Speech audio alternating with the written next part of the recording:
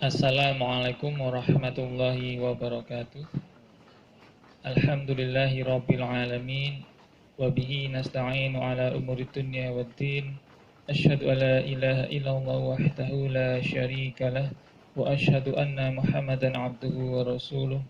Allahumma salli wa salim wa barik ala nabiyina Muhammadin wa ala alihi wa sahbihi wa man walah wa man tabi'ahum bi ihsanin ila yaumiddin.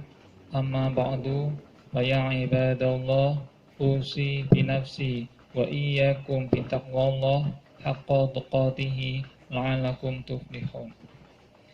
Syariat Islam selalu memperhatikan perilaku hidup bersih dan sehat, baik yang disadari maupun tidak. Dalam kesempatan ini akan dibahas sedikit dari sisi kebersihan, terutama kebersihan badan. Beberapa dapat diketahui secara tersurat sejak zaman turunnya firman Allah, dan beberapa baru diketahui akhir-akhir ini akibat perkembangan ilmu pengetahuan dan teknologi.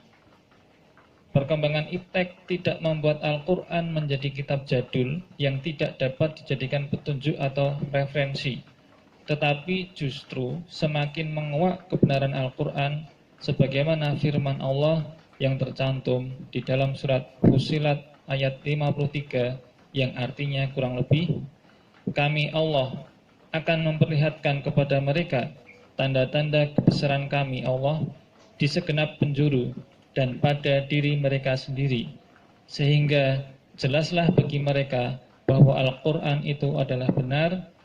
Tidak cukupkah bagi kamu bahwa Tuhanmu menjadi saksi atas segala sesuatu?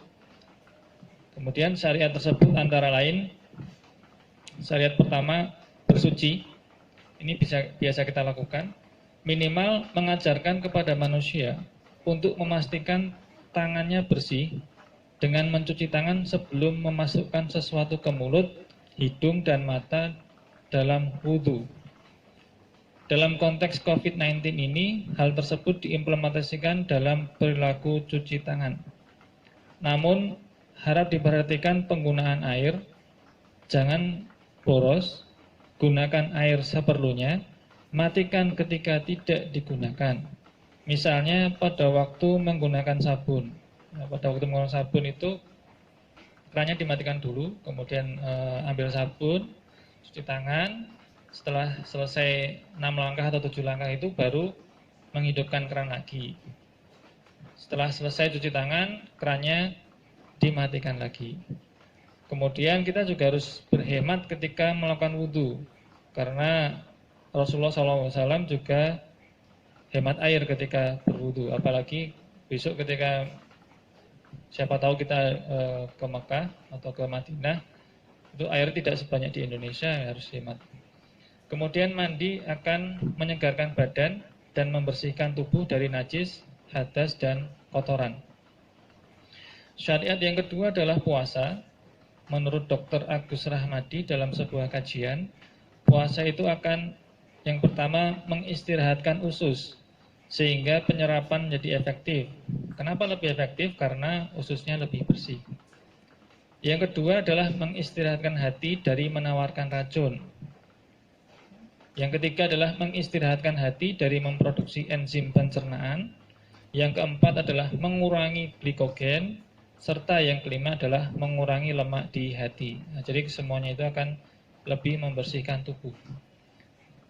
Syariat yang ketiga adalah tidur. Tidur menurut Dr. Agus Rahmadi dalam sebuah kajian berperan dalam proses penawaran racun untuk menjaga kebersihan tubuh. Nabi SAW tidur setelah sholat isya, bangun di sepertiga malam terakhir, dan tidak tidur setelah subuh. Jadi proses penawaran racun tersebut terjadi pada rentang waktu antara jam 9 sampai jam 7.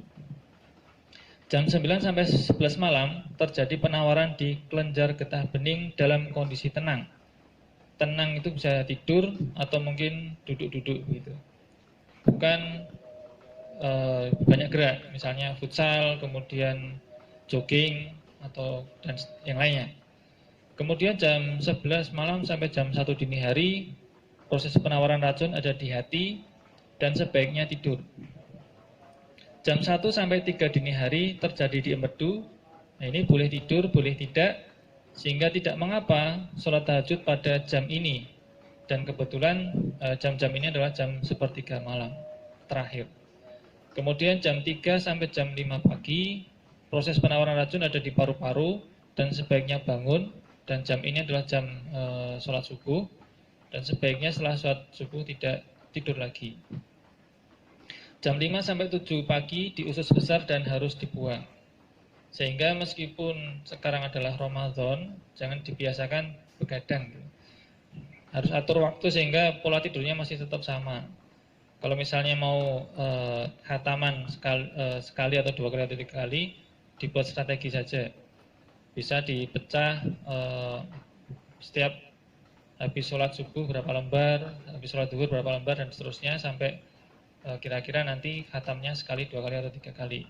Jadi jangan dilembur, misalnya habis sholat isya sampai jam 12 malam, itu jangan. Itu nanti pola tidurnya tidak sesuai. Jadi sebaiknya menyesuaikan pola tidur yang seperti pola tidur Nabi Muhammad SAW.